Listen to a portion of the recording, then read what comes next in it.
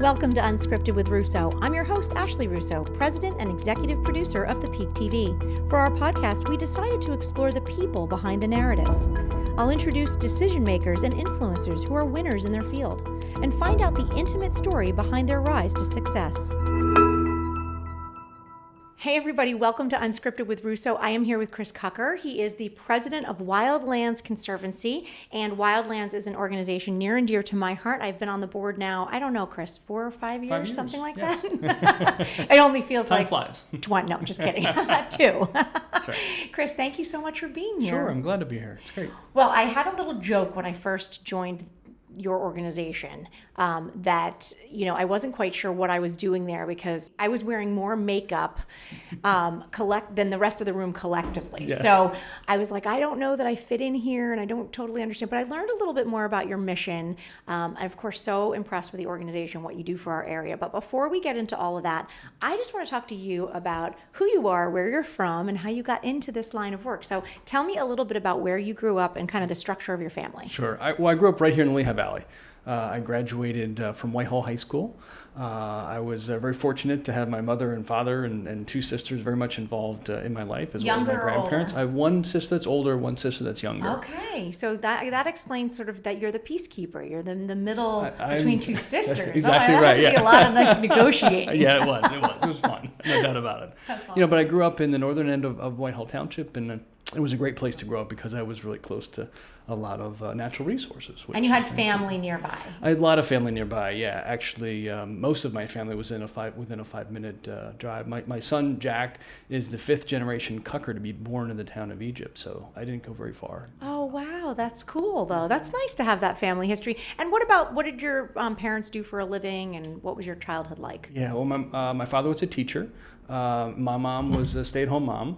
And it was great because my dad was home all summer, which How was awesome really, is that? really cool. So, I grew up enjoying the natural resources that are still plentiful, and were very plentiful in the Lehigh Valley. So I used to fish and hunt and, explore nature. And that's really where I developed a passion and appreciation of the wonderful natural resources that we have. Was always also able to go hunting with my father and grandfather and just spend time in nature. And those family moments in nature proved to be really beneficial for me and also, helped me on my path and career. Tell me a little bit about, 7-year-old Chris. Like, what were you like? Describe you as a kid to me. Yeah. You're a high energy guy. I was a high energy kid. Okay. There's no doubt about it. Let's be truthful here. Be very Chris. truthful. I know. I never stopped moving, I didn't, it always used to joke, I never really crawled. I just kind of got up one day and started running around. That's funny, me too. Yeah. Yeah. I have a great picture of myself showing my grandfather the first trout I caught. And I was like 3 years old. I think I still had a diaper on. Wow. So it was really early on. But yeah, I like sports. So I was involved in sports, like being outside. What kind of sports? What sports did you play? Growing up, I played baseball and basketball and football and ran track in high school and played football in high school and college. So sports were always a really important part of my life. Family was also really important.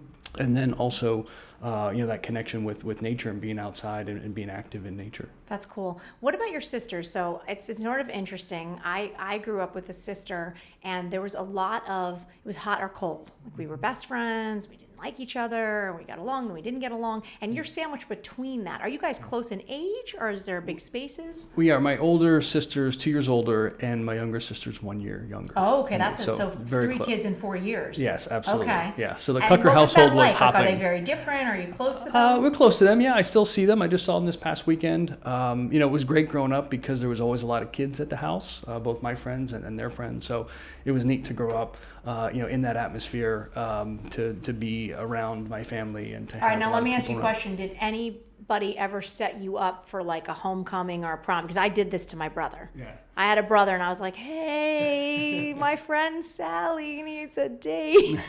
Actually, I was really fortunate. I don't think I was ever set up that way. But growing up, I was able to meet my wife when I was probably about 5th grade. Wow. Yeah, Oh, you trumped me on that one. Yeah, I took Sheila, my beautiful wife, to the junior social and the senior prom. We got married, just after we got out of college, and we have 2 kids, and That's awesome. Wonderful life here in the Lehigh Valley.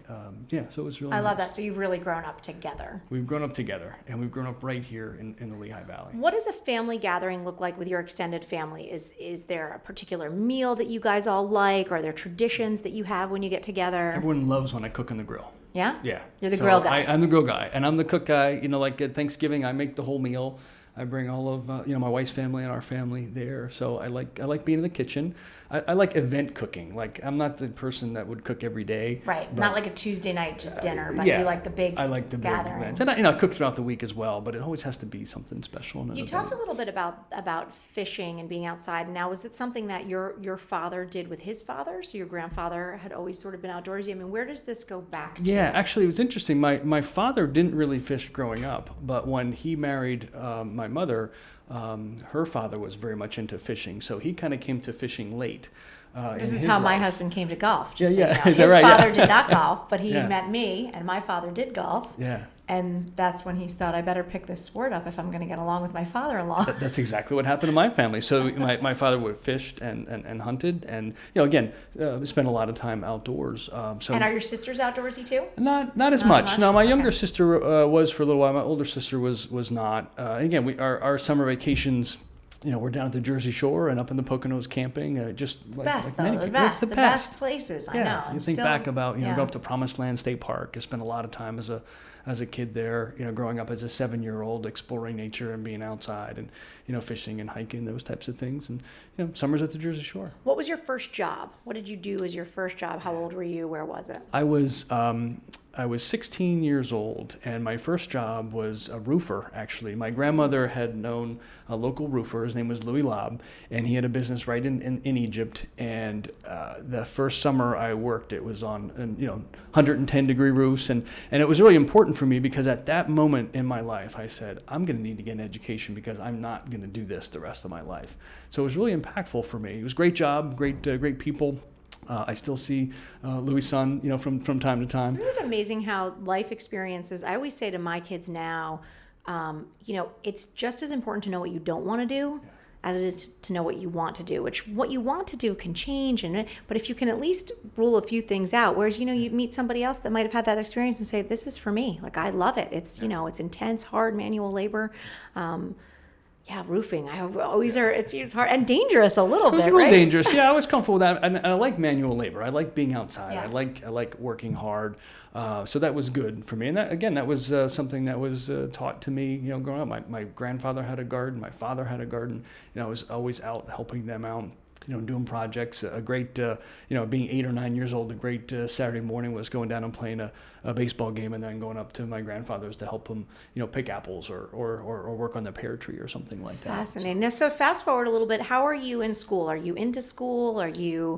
What kind of student are you? What interests you? Yeah, I'm a decent student. I'm a good student. If it doesn't fit in my back pocket, I probably don't take it home. That's just the way I operate. But I had a good memory. Gosh, of wouldn't it have been really awesome if we had iPhones when we Oh were my in school? gosh, it was That's great. what they take home. They literally take home an iPad or a phone, and that's all the school they need. So we would have been great then, right? Would have been great. You didn't want to drag that big old book bag. It's no book bag, no need. But I did well in school. I was an A and B student. Was able to, do a lot of sports in high school as well, and be able to balance, that active, healthy lifestyle. It's intense to be an athlete. I think really that it's a is. lot of extra hours every day, and you have to manage your time pretty well. And I'm a big advocate of getting, kids active and being involved, whether it's, sporting activities or the band, whatever the case may be, because it does provide that discipline.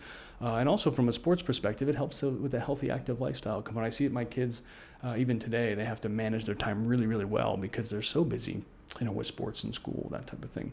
it's a long day. There are days where the kids get home and they've been gone like 12 hours, and we'll say, "Oh, you guys want to do something?" And they look at us like, "Are you kidding? We've got homework. We're exhausted." So it's important. All right. Well, we're going to take a quick break. We're here with Chris Kocher from Wildlands Conservancy. I want to learn a little bit more about your journey then to Wildlands. Talk a little bit about your education, some early jobs, and lessons learned. We'll be right back. Stay with us. Time time to take your workout outdoors. Discover Lehigh Valley is a great resource for finding easily accessible nature trails with stunning views and challenging terrain. Whether you're exploring the Delaware and Lehigh Trail or going for a jog on the Ironton Rail Trail, explore Discover Lehigh Valley to get you started. Follow them on Instagram, Lehigh Valley PA. Welcome back. I'm here with Chris Kocher from Wildlands Conservancy. And Chris, it is so awesome to see this organization unfold. I want to get a little bit more into that, but before we do, I want to talk about what happened after high school. So you talked about your first job as a roofer. You knew that was not your future.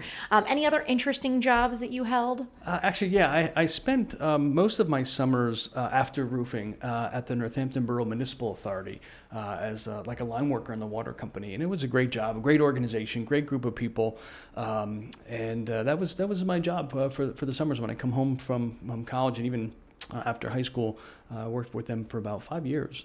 Okay, and where'd you go to college? I went to college at Susquehanna University. Okay. So when I was in high school, I excelled at football and track. Actually, I still hold the record for the 4x4 relay at Whitehall High School. I just saw my name the other day when I was there for my daughter's. That's a throwdown kind of challenge. Can somebody break that record? It's been a long time. We've been out of college for a long time, yeah.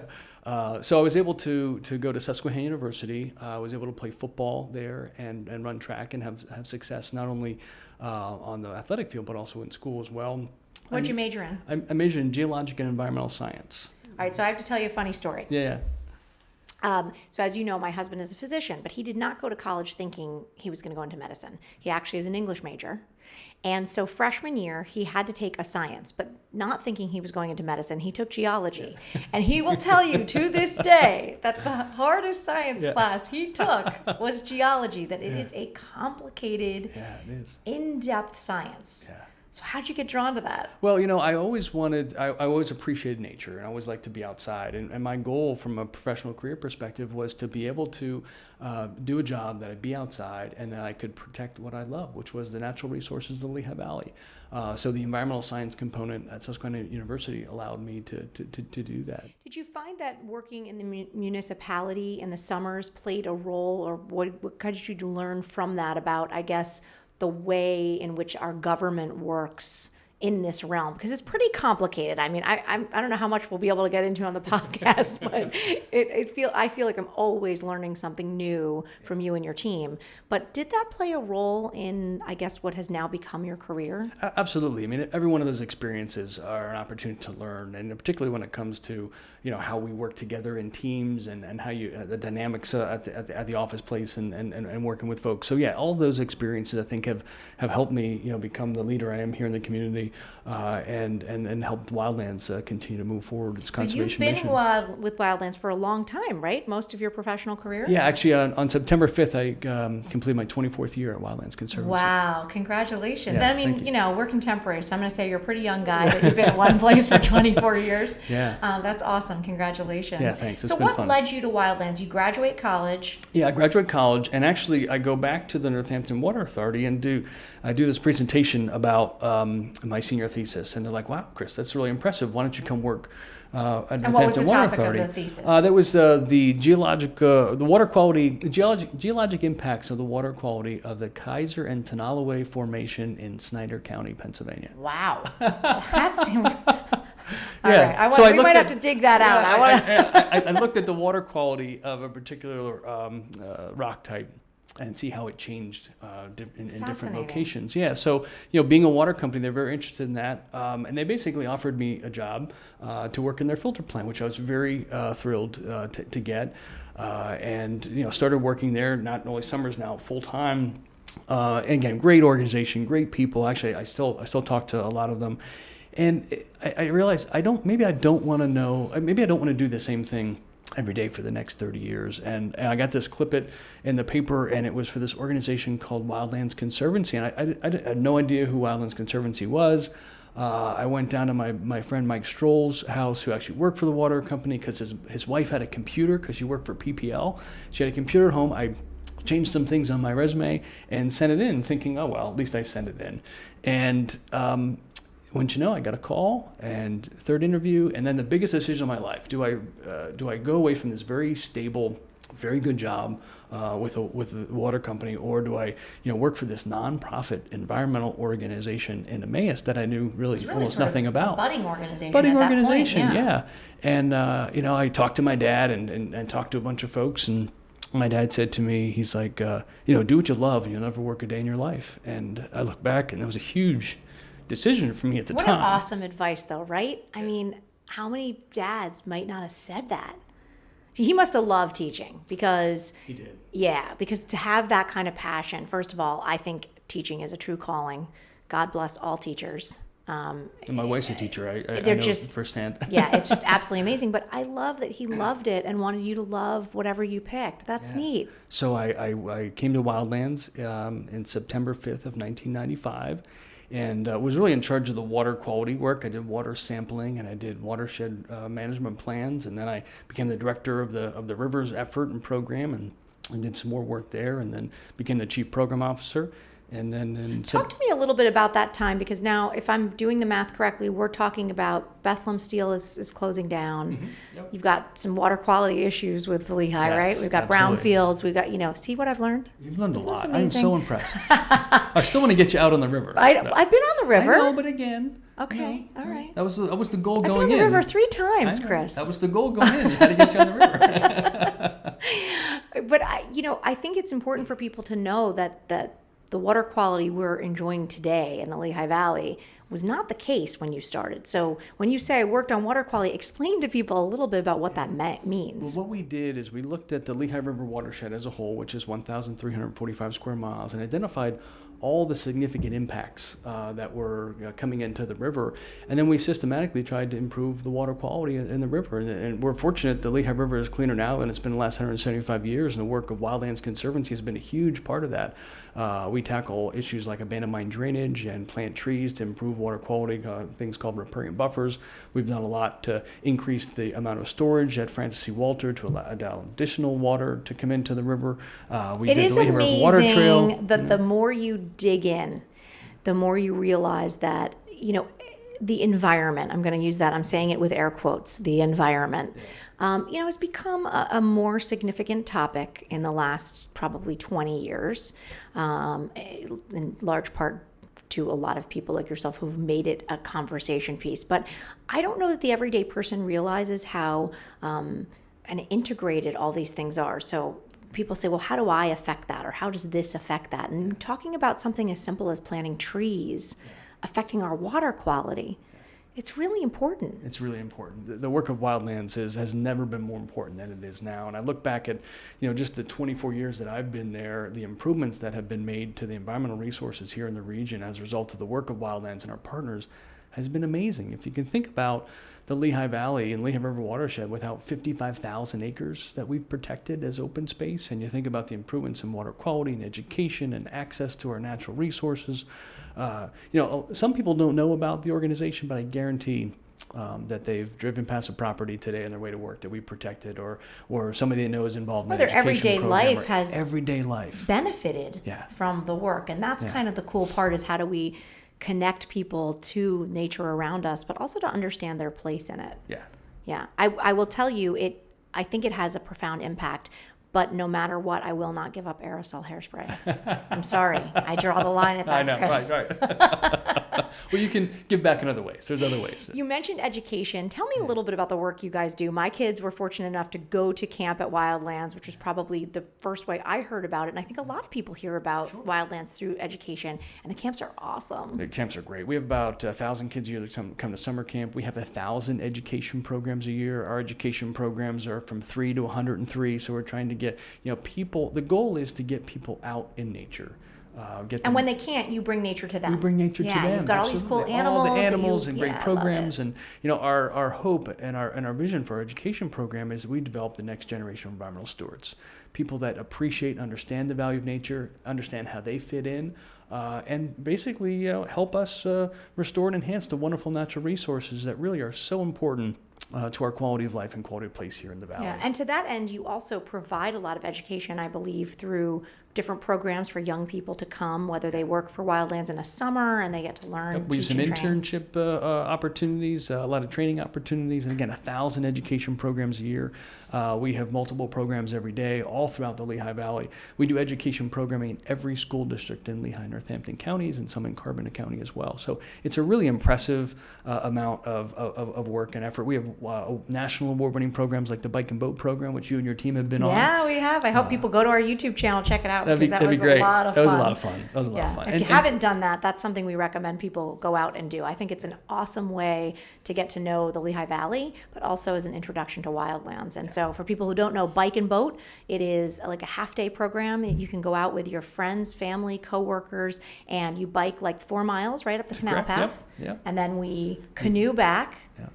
And there's some racing that happens sometimes, depending on the competitiveness of the group. But it's your boat cool. is always first. I remember that. Your boat well, was always first. I'm a little competitive, a little splashing, a little, but it's a great way to get to know. But you remember that them. experience, and You and you remember all the experiences you have in the natural resources, and some people don't know how blessed we are in the Lehigh Valley with wonderful natural resources. So our programs are designed to get them out, see them firsthand. If they can't get out to nature, we'll bring nature to them. Develop that sense of stewardship, and have again people that are concerned and appreciate the environment throughout the Lehigh Valley. Awesome. All right. Well, we are here with Chris Kocher from Wildlands Conservancy. You've been sharing some awesome stuff about your life and the organization, but stay tuned because there is more, and we'll be back just in a minute.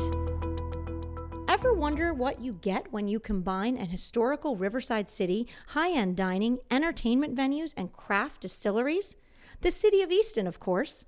One of my favorite spots is the Easton Public Market, right in the center of it all. But there's a variety of places to choose. Whether you're looking for a park to unwind or a night out with friends, check out Discover Lehigh Valley's website to find all the hot spots in Easton.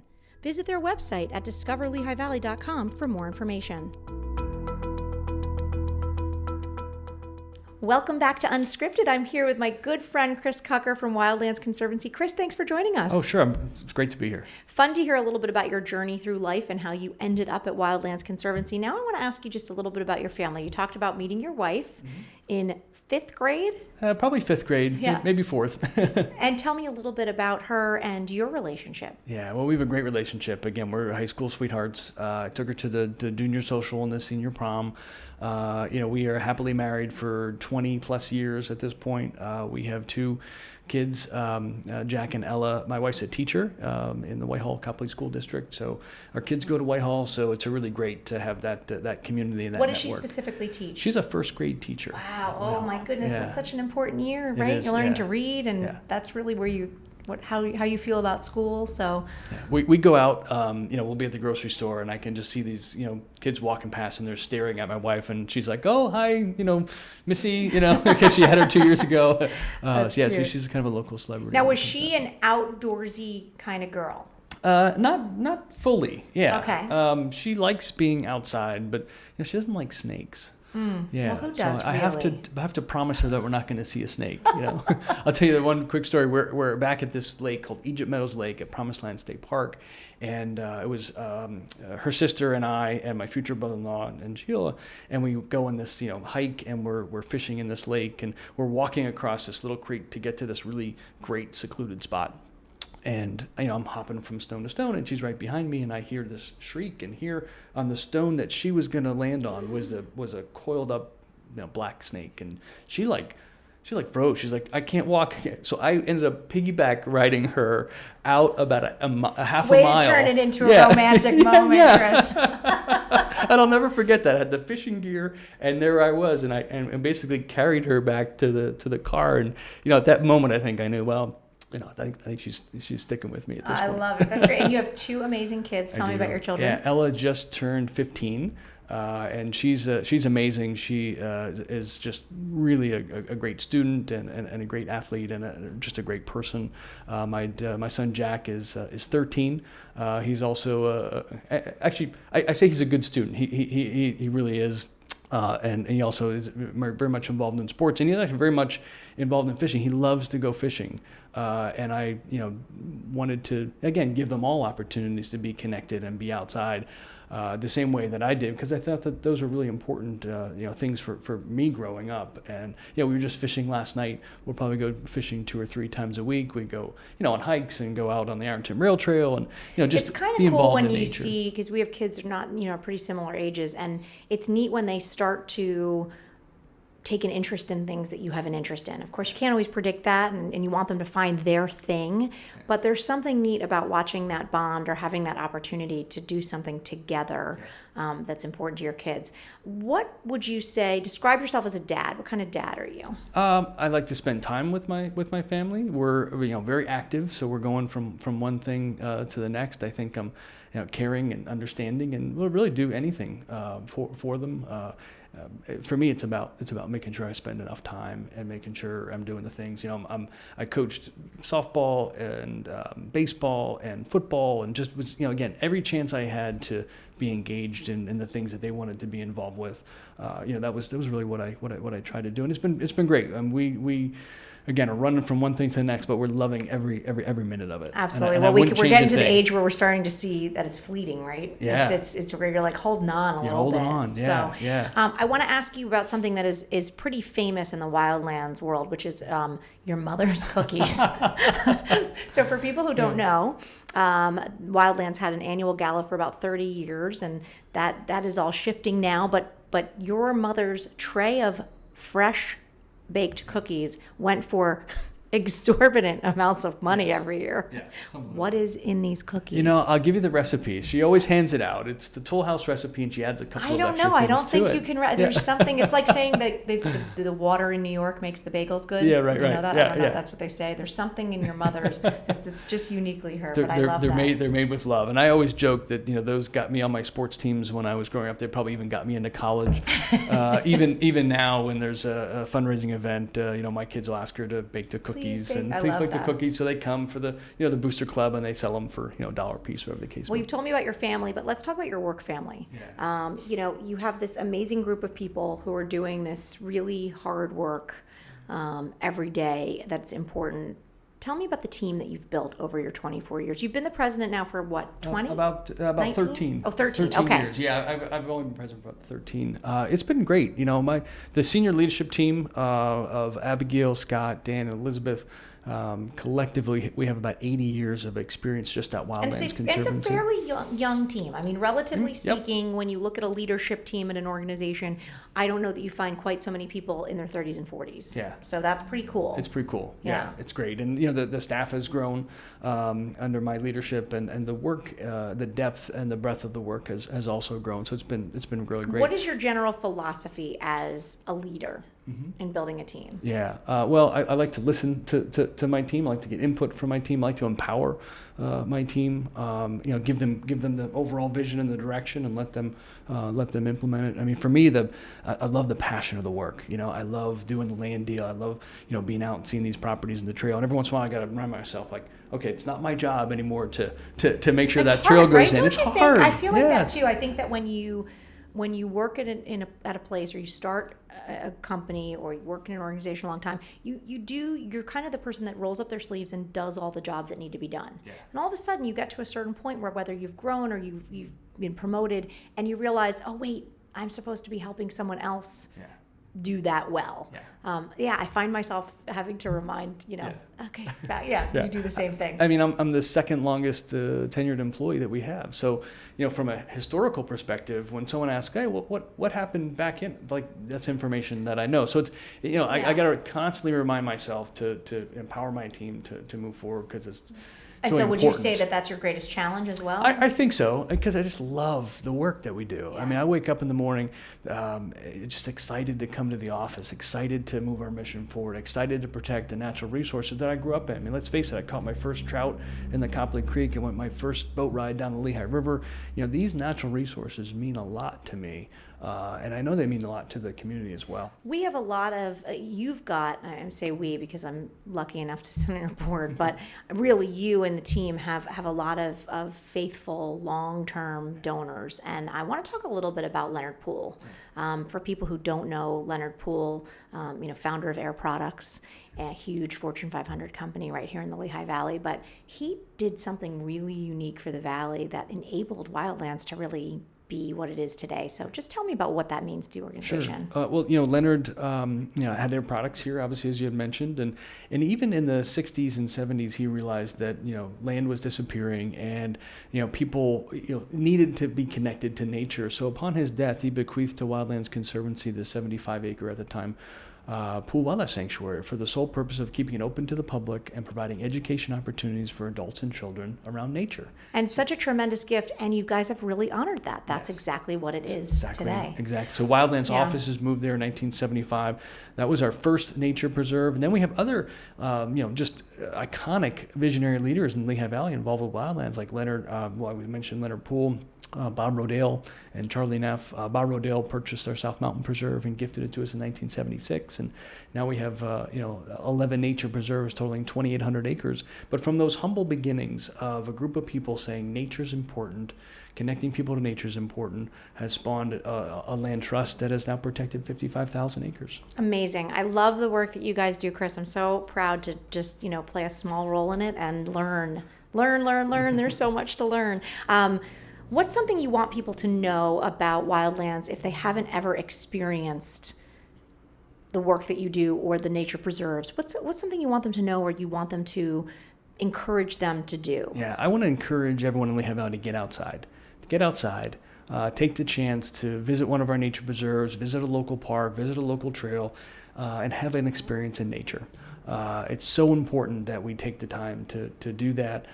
Find out about your local environmental organization, become involved, and really protecting and enhancing the wonderful natural resource. Let's face it, our quality of life and quality of place here in the Lehigh Valley is directly tied to how we handle our natural resources. And if we want to continue to have a Lehigh Valley that's a wonderful place to live, work, and play, we need to make sure there's organizations like Wildlands Conservancy protecting what makes this region special, which is its open spaces and its farms and its clean streams and its clean air. And there's really no substitute for just getting out there and experiencing it. And we are so lucky, the DNL and all these trails and the rail trail, it's actually pretty easy to connect to nature here. So I think that's a great message. Well, before you go, we do a little rapid fire questions. And I want to remind the audience, Chris has not heard these questions, and they are just quick off the top of your head answers. No, they're fine. Don't worry. Okay, if you were an ice cream flavor, what ice cream flavor would you be and why? That's cookies and cream. Because? Because I like cookies and cream. Oh, that's funny. All right. If you could pick up one skill instantly that you don't currently possess, what would it be? Becoming a great golfer. Okay. That's great. Maybe Joe could become a great outdoorsman and you two could switch. Okay. If you wrote an autobiography, what would the title be? Connected to Nature. Love it. Okay, if you could bring 3 guests to dinner, who would they be? Ooh, wow. Teddy Roosevelt, John Muir, and Robert Kennedy. Awesome. Good list. Okay, what is the best place you've ever traveled to? Ooh. I would say the best place I've ever traveled to was Promised Land State Park because it had such an impact on my childhood and where I'm at today. What is one place you've never been to that you want to go? Alaska. I want to go there too. Oh, so bad. I had a friend that did the 2-week trip where you go on a cruise and then you get off and you hike for 5 days. Man, that'd be great. She just said it's a must do. Yeah, Alaska's the spot. All right. Okay, we'll plan that. Yeah. We'll bring our families. Maybe Sounds Wildlands needs to offer a special Alaskan educational trip. I like it. All right, perfect. Well, Chris Kocher from Wildlands Conservancy, thank you so much for being here. Thank you for the important work that you do in our community, and thank you for your, open and honest and fun conversation here. Thank you. Thanks for all you do for the community in Wildlands. All right, you've been listening to Unscripted with Russo. Until next time.